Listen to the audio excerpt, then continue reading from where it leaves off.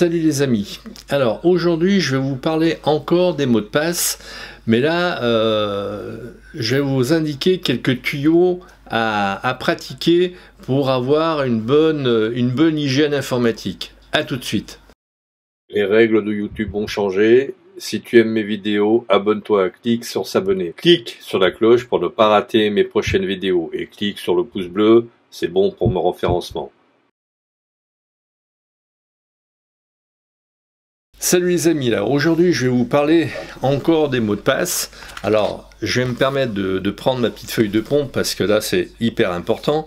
Alors je vais vous indiquer en 5 items comment avoir une bonne hygiène informatique et avoir des mots de passe sous la main sans trop galérer. Alors premièrement, de la situation la plus sécurisée à la moins sécurisée. Alors, avoir deux petits calepins de ce format-là. Enfin, de ce format-là ou d'un autre format. Un classeur. Parce que lorsque vous allez avoir des mots de passe et que pour X raison vous allez devoir changer des mots de passe, si vous le mettez sur un calepin relié, vous allez rayer et à un moment donné, vous allez devoir chercher, tourner des pages pour trouver le bon mot de passe. Un petit calepin comme ça, avec une petite attache ou un calepin avec relié sur lequel vous arrachez les pages et vous laissez les pages actives, c'est l'idéal.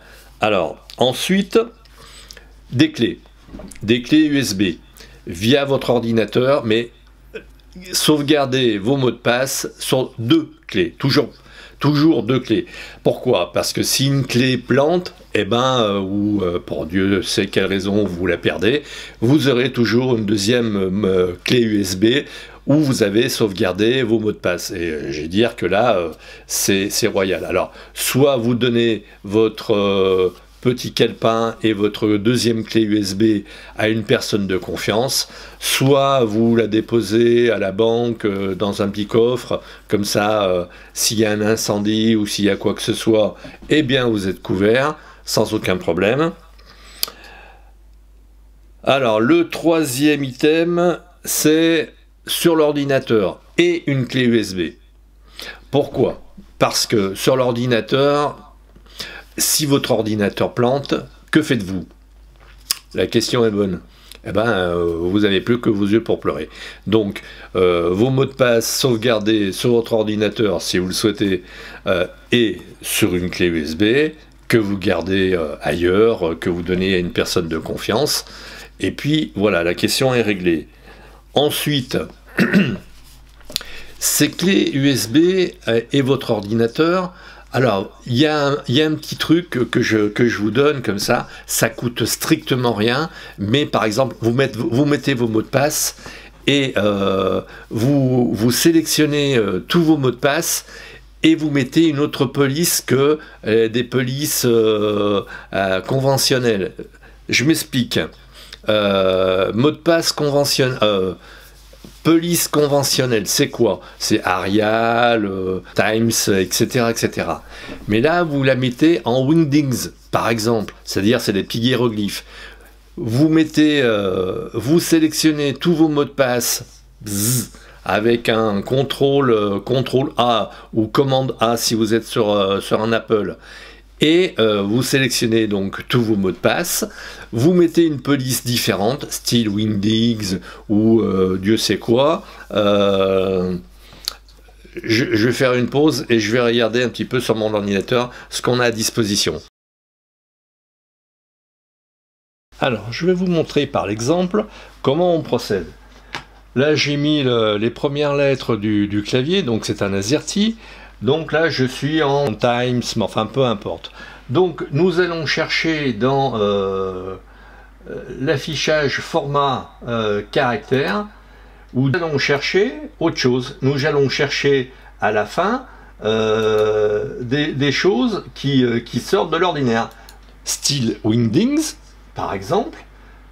On fait OK. Tac. Voilà, et donc on se retrouve avec des hiéroglyphes. pour peu que vous ayez sauvegardé votre fichier en banal, crypté entre guillemets, du style maman, papa, un prénom, enfin quelque chose qui vous donnera une idée de ce que peut être le fichier, et puis vous le transformez. Alors bon, vous avez Wingdings 3, vous avez Wingdings 2, donc là on peut se dire ah tiens ouais, c'est une suite de chiffres tout simplement, et au lieu que ce soit effectivement des chiffres, eh bien on rétablit en resélectionnant notre mot de passe, on met en Adobe par exemple, et on a de nouveau notre AZERTY-UP de départ. C'est une façon de cacher ces mots de passe relativement sûr. Alors effectivement là, bon, si un pirate regarde ma vidéo et que il a un de vos fichiers, enfin bon, il faut avoir vraiment beaucoup de malchance pour que on vous vole votre clé USB ou de calepin ou Dieu sait quoi, et ensuite on vous donne ça. Donc cette petite astuce vous permettra d'avoir en toute confiance sur votre ordinateur, entre guillemets en toute confiance, votre mot de passe, et ainsi avoir sous la main vos mots de passe. L'idéal, ce serait d'avoir fait ce qu'on vient de faire et de sauvegarder sur une clé et d'effacer ensuite le fichier qui est ne pas enregistré sur votre ordinateur, le fichier crypté. Et effectivement, après vos deux clés cryptées, vous en gardez une pour vous et vous en donnez une à une personne sûre. Voilà. La dernière solution, si j'ai le bon décompte, c'est sur votre ordinateur encrypté. Alors encrypté avec un vrai cryptage AES par exemple en 256 bits pour les techniciens, ou simplement crypté de la façon que je viens de vous faire voir, et sur un disque dur externe. Toujours en 2 exemplaires. Pourquoi? Tout simplement pour la même raison que si jamais votre ordinateur plante pour X raisons, eh bien vous avez toujours une sauvegarde externe où vous pouvez trouver vos mots de passe. Voilà. J'espère que cette petite vidéo vous aura plu, qu'elle aura été didactique. Et si c'est le cas pour vous, eh bien n'hésitez pas à mettre un petit pouce bleu et à partager cette vidéo si ça vous chante. Je vous dis à très vite et merci de votre écoute.